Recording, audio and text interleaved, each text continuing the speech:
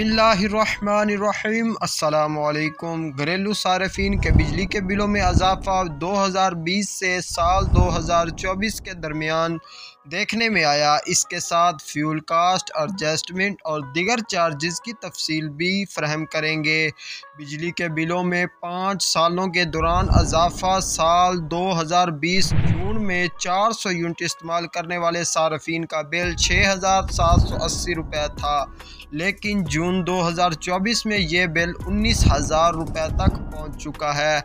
ये बिल का इजाफा आवाम के लिए एक बड़ा बोझ बन चुका है। बिजली के बिलों में इजाफे का ये मामला 2020 से शुरू हुआ, जब 400 यूनिट इस्तेमाल करने वाले सार्फिन का बिल 6,780 रुपये था।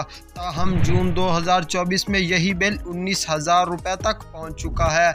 इसके साथ साथ 300 यूनिट इस्तेमाल करने वाले सार्फिन के लिए जून 2020 में इनका बिल 3,350 रुपये था, तो अब 12,000 रुपये से ज़ायद हो चुका है। इसी तरह 200 यूनिट इस्तेमाल करने वाले सार्फिन का बिल 1,800 रुपये से 7,000 रुपये तक पहुंच चुका है।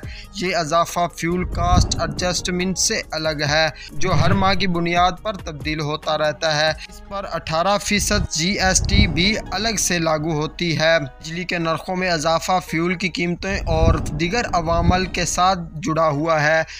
ये वो चैलेंज है जो सार्फिन को हर माह सामना करना पड़ता है। प्रोटेक्टेड सार्फिन के लिए भी सूरत हाल मुख्तलिफ नहीं। 100 यूनिट इस्तेमाल करने वाले सार्फिन का बिल 780 रुपये से बढ़कर 1,300 से ज़ायद हो चुका है। वफाकी वज़ीर तवानाई अवैसुल ग़ारी ने हालिया दिनों में इस मामले पर बात करते हुए कहा कि ये इजाफ़ा मुख्तलिफ अवामल की वजह से हुआ है। हुकूमत इस पर काबू पाने की कोशिश कर रही है।